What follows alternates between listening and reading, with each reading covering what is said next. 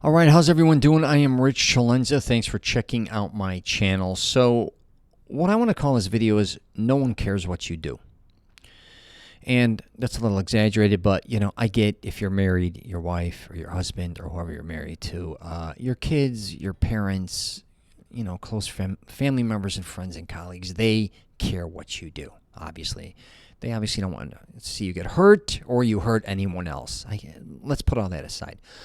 What I'm talking about is, for the most part, no one gives a shit what you're doing. That doesn't mean they don't care about you, but they're usually just so caught up with their own life, which makes sense, they can't be worried about what you're doing. But what I see, especially with a lot of young people, is them being afraid to do the things they want to do or experiment and try something new that maybe, that they never even talked about before. That can even go changing their identity. I teach a program, Mastering Self-Confidence, where I really try to help men, with their identity regarding fitness, grooming, hygiene. I also try to help them with women, relationships. And the one thing I think that really holds a lot of people back, they don't want to say it, is what other people think about them. Now, of course, again, people I think, or, I should say, we, of course, want people to respect us, I think, for the most part.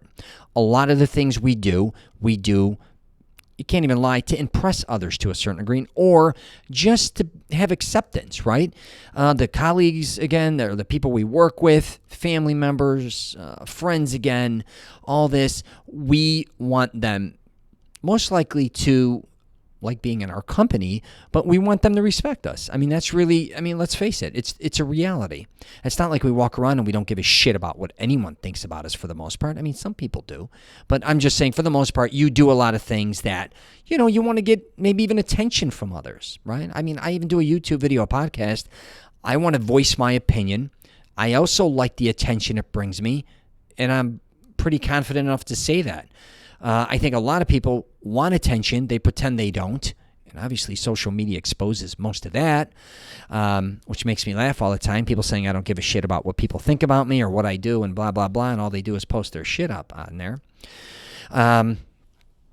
It's kind of bullshitty. But put that aside again. You got to really quick, though, to a certain point, quit worrying about what everybody thinks of you. You've got to go live your own life, all right? And it's hard. It is super hard to not kind of conform into what everybody thinks you should be or what you should do. Even friends. When I was doing a lot of shit, it was sometimes complicated. It was fun at times. So if I'm making a film first, right? And I'm making my first movie, and kind of everybody's excited. You're making a movie, you're using them as extras or using them as, fill-ins here and there as actors. And then, when I went on to make my second film, all of a sudden, even to my friends, you start to some be a pain in the ass. It even took a toll on my relationship. It took a toll on a lot of people because I think they thought I should either, just do something different is what I should say, instead of taking on another full feature film. And I understood what they were saying, but I just wanted to go where my energy led me. I didn't think I got to do what I wanted to do in my first film. And I know the toll it took, the second film, on me, my marriage, and a lot of things, right? Even maybe my kids, but my kids were actually excited. But my point being is, I still had to do what I had to do. And was that selfish at times? It was. I'm not going to lie. It was. But again, I don't know what my life would have been if I didn't make my second film or I didn't go after the things I wanted to go after. Even when I was saying, I'm going to write a book, people literally rolled their eyes at me and were laughing, even my friends and everyone, because I was a horrible student. And I'm the last person that you'd consider to write something like a book, especially two of them. That's what I felt like doing. And when I was writing my screenplays, what I realized with screenplays is, you write a screenplay and then you usually want to pitch it. You're showing other executive producers, actors, obviously, investors, all these different types of people, and some friends, family members, whoever, and fellow colleagues that are in the industry. But that's about as far as it goes. What I loved about a book is I could create a book, and a self-help book, I guess you could say, and people can read that were interested in it. I'm not saying they weren't necessarily interested in my screenplay, but there's a big difference between you saying, hey, read my screenplay and let me know if it's funny, or let me know if, what you think about it, if it's, what changes, budget, all these different things you're thinking about when writing it, compared to saying, hey, I wrote this book, I got to get this off my chest. And anybody who's interested in, for instance, one of my books is Wingman, interested in helping themselves with finding the woman of their dreams, or maybe changing up their wardrobe, or maybe learning how to do a lot of different things, from dating, how to meet women, not get taken advantage of, deal with rejection, divorce, all these things, they want to read it. It's a big difference. And you may be someone too who just kind of, you grew up in an environment where you were kind of, I felt I wasn't confused necessarily entirely. I always knew who I was, but I was kind of two totally different sides of my family, and I really didn't fit in either one, even though I loved both sides. I fit in with the family, but what they were doing from a standpoint as work or a certain lifestyle really wasn't mine, even though I did at times fit in with them, because that is your family. But if you're kind of caught between actually there was many different levels of my family, so I'm kind of caught with a very, kind of white collar style family on my father's side, also very business orientated, along with being very artistic.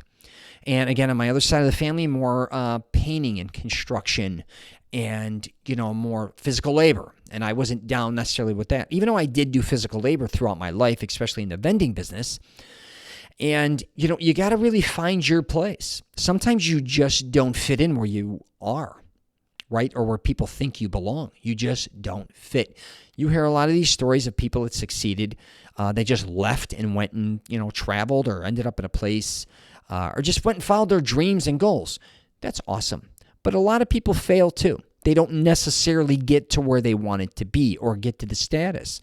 And I felt like I kind of was like that, especially in the film industry. Maybe I didn't get to go make my big film, I guess you could say. That's what you keep kind of aiming for, working on something at a much higher level. But I'm going to do a video, I think, on this. Sometimes things can be great, even if they're not huge. Not everything has to be a monster. Not everything has to relate to everybody. And I had to realize that, okay, I used to say, I love Quentin Tarantino and say Scorsese. I don't need to make a film like them, really. I needed to make a film that I wanted to make. And even though maybe not millions of people saw it, millions of people loved it, it made millions of dollars, it became an international success, it, critically acclaimed, blah, blah, blah. It's okay if I didn't get that, because I kind of got out of it what I think I deserved to a certain point and what I put into it. If I wanted to maybe it takes a lot of luck too. I don't know. I haven't gone to their level yet. But I was only willing to put into it what I wanted to put into it, because I was still, and I don't know what they do to make their films. I'm not them. But I still wanted to be a father at home and make movies. So I kind of split mine down the middle. A couple of my films. Did it take a toll on my film? Sure. But I wouldn't go back and change any of it, really, now that I look at it. Even with me having audio issues in my first film and just it making me crazy because I had no idea what the hell I was doing, and I shot in 2 years, hundreds of locations all over Chicago because I was a madman. But I did it, all right? And, my uncle once, we shot a scene downtown Chicago, and this summed it up for me. And I was playing one of the lead characters. I wasn't supposed to, but my lead actually became very religious and pulled out one of them, so I had to take his place. And we were shooting at a very well-known restaurant. We knew an Italian guy in an Italian restaurant, the owner, and he let me come in there and shoot. Even I wanted to look authentic, and I wanted it to be during the day, not night. And I do a lot of night shooting in my films. But the guy comes, his friend picks him up, me, in my robe. And I'm so aggravated, I get in a car in my robe, and I go to this bar to go get in a jam. And I walk through the entire bar with all these people, and I wasn't in the mood to get all these extras and do all this different type of shit. I just said, I want to go in there gangbusters, with regulars. I don't even want them to know what we're doing. And the bar owner agreed. It was crazy. So we set up a camera kind of privately, and then we said, we'll shoot it, and we'll let them know. My uncle brought a bunch of his Italian buddies there as extras. They kind of knew, but they didn't know what was going on. So we rolled. I get out of the car. I walk through the entire bar and the entire restaurant in my robe like an animal with somebody. We go in, and I wanted to make sure I got the first take, and I go downstairs. We cut. The reaction the guys had was hilarious because they're like, what's going on there? Is this guy going to give somebody a beating? Who was that kid? Like, they didn't even know those two guys were actors in the film because it was so out of nowhere. I opened the door like in a rage. And my uncle, after we shot it and everything, and we all had drinks and dinner at this place, or lunch, I should say. And my uncle said, my nephew doesn't care. He just does whatever he does. He used to say about me, good or bad, I walk around like there's nothing wrong. Yeah, there are things wrong. But there's a lot of things I can't control.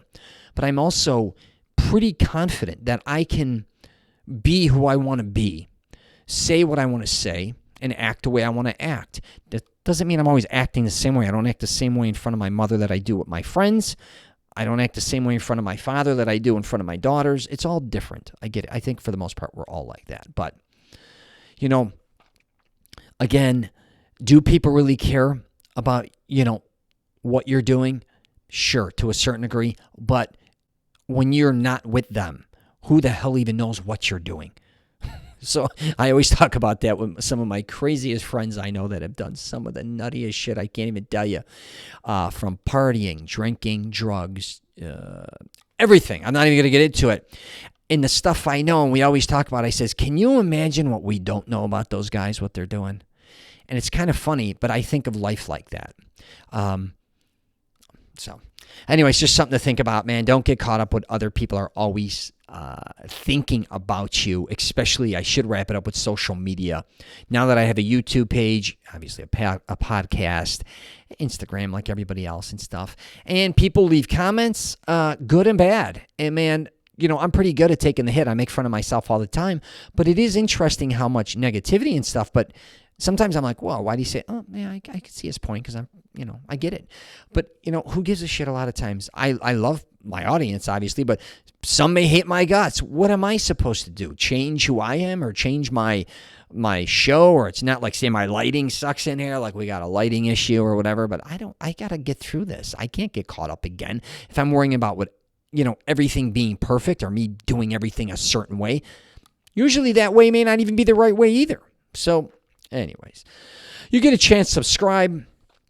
I'm also on LinkedIn, Twitter, Facebook, and Instagram. You want to check out my podcast, The Rich Celenza Show. That's no video. I just kind of knock those out. And they're usually by myself or with my co-host, Robert Beninati, which is his office here, 365 Realty. I really appreciate him letting me use this place sometimes, but I shoot videos and podcasts all over the place. So I'm going to wrap it up there. If you got any questions or comments, hit me up. But, man, go be who the hell you want to be. You're only yourself, and you only got so much time. So take care.